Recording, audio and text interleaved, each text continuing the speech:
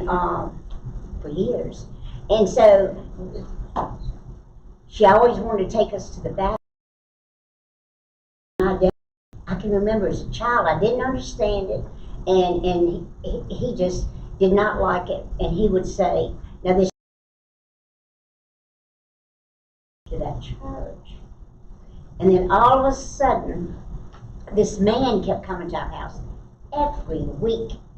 And it was Brother V.P. Black. Oh my. Every week. And I thought, well, who is this man?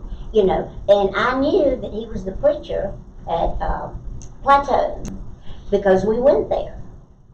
And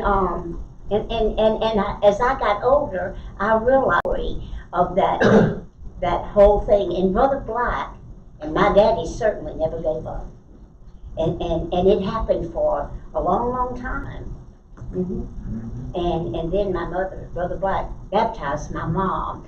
And so I thank God that it stuck with me. That's a good story. V.P. Black's touched a lot of lives. Bill, could I speak to something you've already said about presentation? Sure.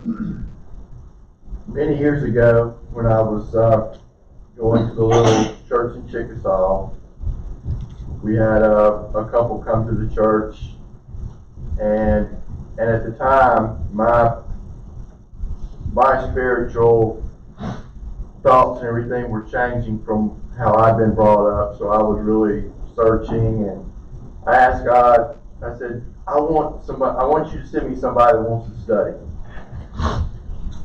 That same week, a woman from the church called me and said, hey, there's these people that have come before our church. They want somebody to talk to. So I was like blown away, you know, and that's why I say if you ask God for something that's aligned with His will, watch out. And sometimes it's scary, you know. So I said, sure, I will, but me not having a lot of confidence, I asked someone who was a biblical scholar, had a lot more religious clout than I did to go with me. And I could tell these people were, they had been all over the place.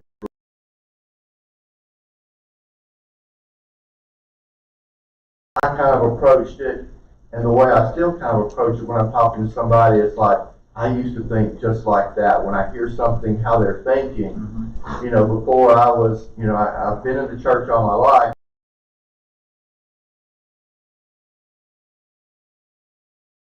I say, you know, I know how you feel, but that man that I took, and I will not call his name, but he proceeded to go through the 5 steps, and they were wanting just to start getting into this.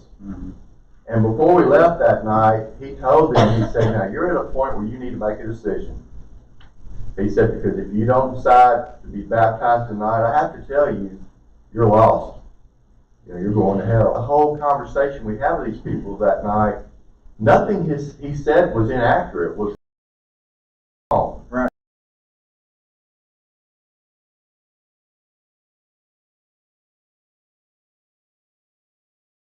Ever again. Yeah. Absolutely. And that is fantastic example of exactly like I was telling you about opening up the Bible and showing the boy the verse that contradicted what he said. Now we're friends, but there's no more. There's another conversation needs to be had, right? So they already know we're different. But if we start sharing stories out of God's Word and stories out of our story, stories out of God's story, then it's going to tell those people that know